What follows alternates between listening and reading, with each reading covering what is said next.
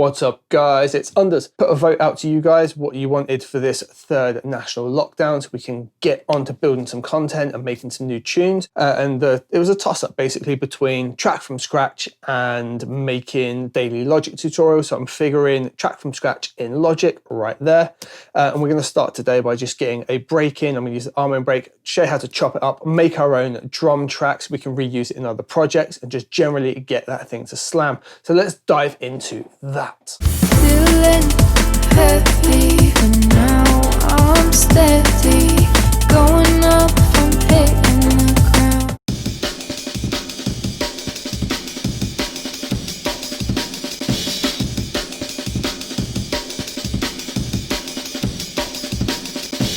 Right, so as you can hear, got the arm and break in there, and if we open up this, whole bunch of MIDI and chopped up and just a little snare roll thing at the end.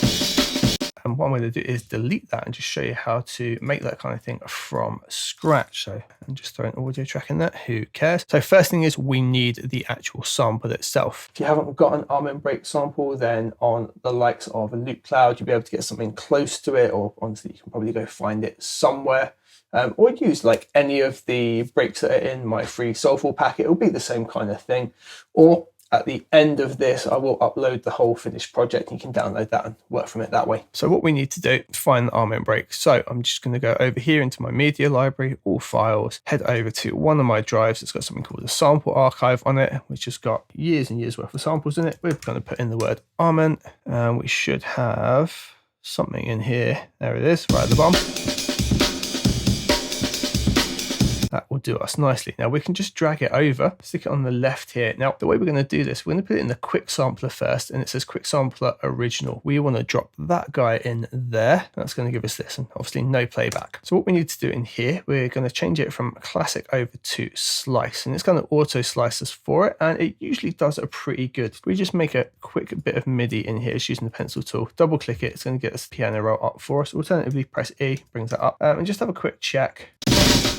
Let's cut them all right just by playing. Usually starts on C1.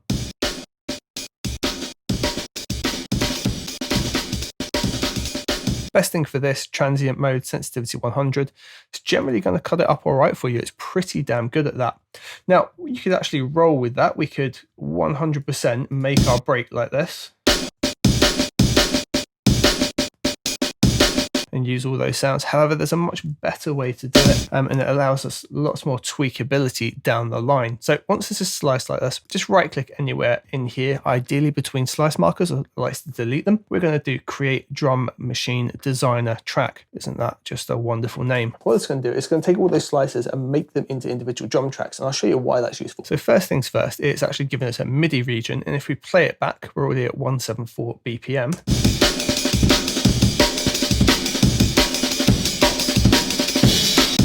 It's not bad, doesn't loop perfectly, but it's absolutely not bad. Now what we get is this, and these are all the individual slices, right? We can hover over one, press that, and it will show us that slice. We can play each individual bit. All right, well, I know we could do that before, but notice how everything else is grayed out now. It's just playing that one segment, right? What's useful about this is we've actually got the whole sampler, and we can apply different effects to different parts of the drum break, so we can pitch one bit up. On the original one here, where it was just in the quick sampler, if we say wanted to pitch down the kick drum, which is here on C1,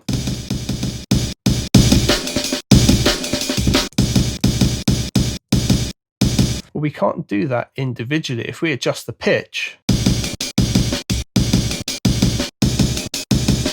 it repitches everything because it's just triggering that slice but applying it to the whole thing. Now we can bin that off entirely. If we want to do that now, we can individually adjust each thing. So for example, here now, where we've got, let's say we want to pitch down just the kick, but we can select this one, see it's highlighted. Over here where we've got Q sampler detail, boom, we've now got all of the sampler tools available to us, but just for that kick drum. So I can, if I so desire, pitch down just that, right? Or adjust just that, or apply filtering to just that. Or hell, even panning. So it gives us loads more flexibility. Now the other thing, because it's already sliced this up and put the MIDI in, we can get this break to sit in our track really easily, really well. So what we're going to do here, we'll just loop the whole thing again so we can have a listen. There's a way we can add some groove and proper vibe to this really simply. So just Command A, I'm going to highlight the whole lot like so. And the quantize over here, we're just going to hit Q, quantize it to 16th. So make sure it's on 1/16. And it's now going to loop a little bit better.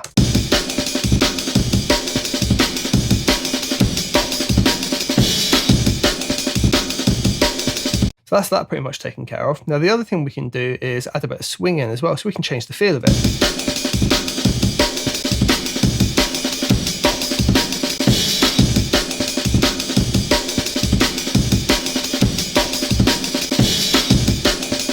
We can take this a little step further as well. So in our options here, we can do something like 16 swing B. It allows us to swing it a little bit harder, and this really does add some vibe.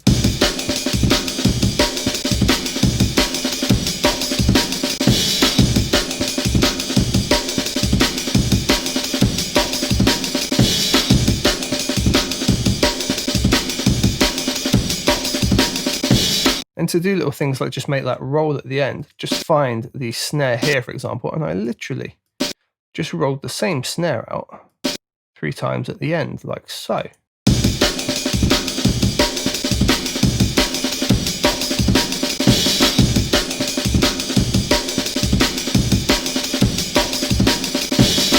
You know, maybe we don't want the crash to happen right at the end on the first roll through. We can just take that out.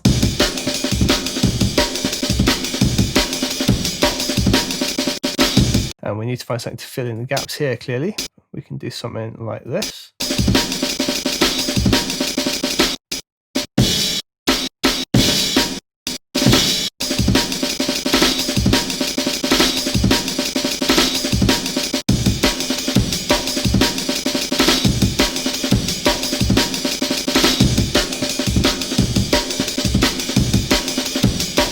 Now, because we've put this in our drum machine design as well, we can clear some things up. So for example,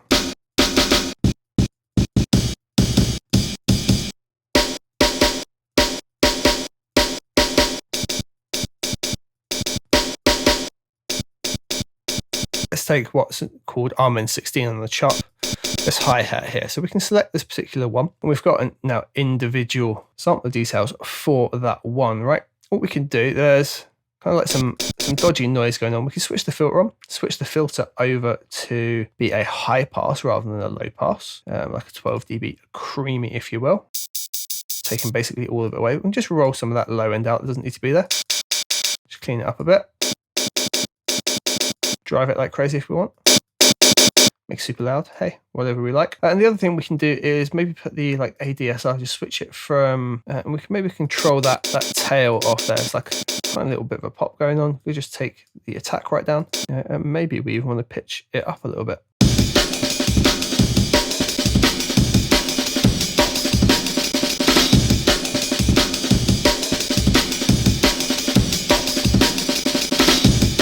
We can just go through, tweak and clean and really make the break our own. And then because we've got all the MIDI here and all the individual slices, we can do a hell of a lot more with it in terms of what we want to mix up and change as we go forward. This is a really easy way to get the like stuttering breaks and things like that come in. So for example here, bar 5 would maybe have it start looping back round, right? But we can just switch this on and it will just show us the chops that we've got.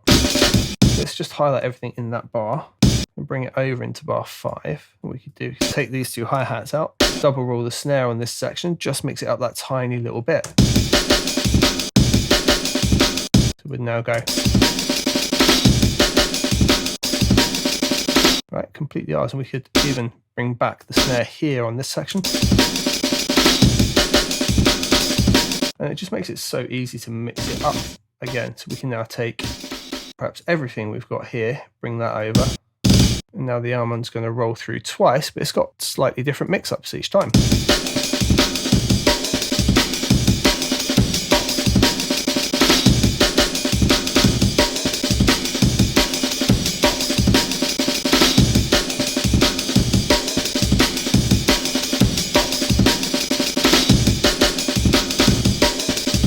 Now, the other thing to note here, right, this is put this stack in, so we can see this. If we actually hit this arrow, we're going to see we've got a different channel for every single slice of that audio, and it's all being controlled via this one track here. Now, if we go into our mixer just by tapping X and we hit all, we've now got an individual slice for every single thing and a bus 1 and 2 as well. So by default, it's giving us a reverb. So let's say we want our snares to go to a reverb, right? We know that, say, Rm2 here is a snare, and we've just made that like double roll in here.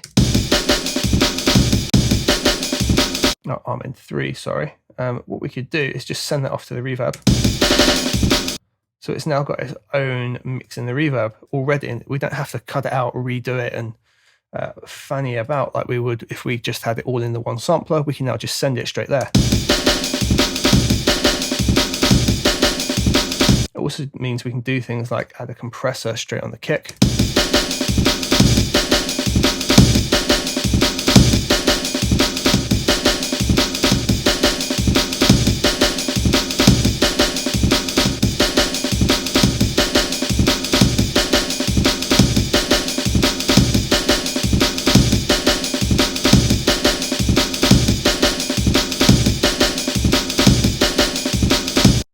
And we can also do individual mixing on obviously each channel as well. So the snare itself, for example, perhaps we want that to pop out a little bit and we don't need the low end in there. We want to clean that up for our mix. We could do something very simply like,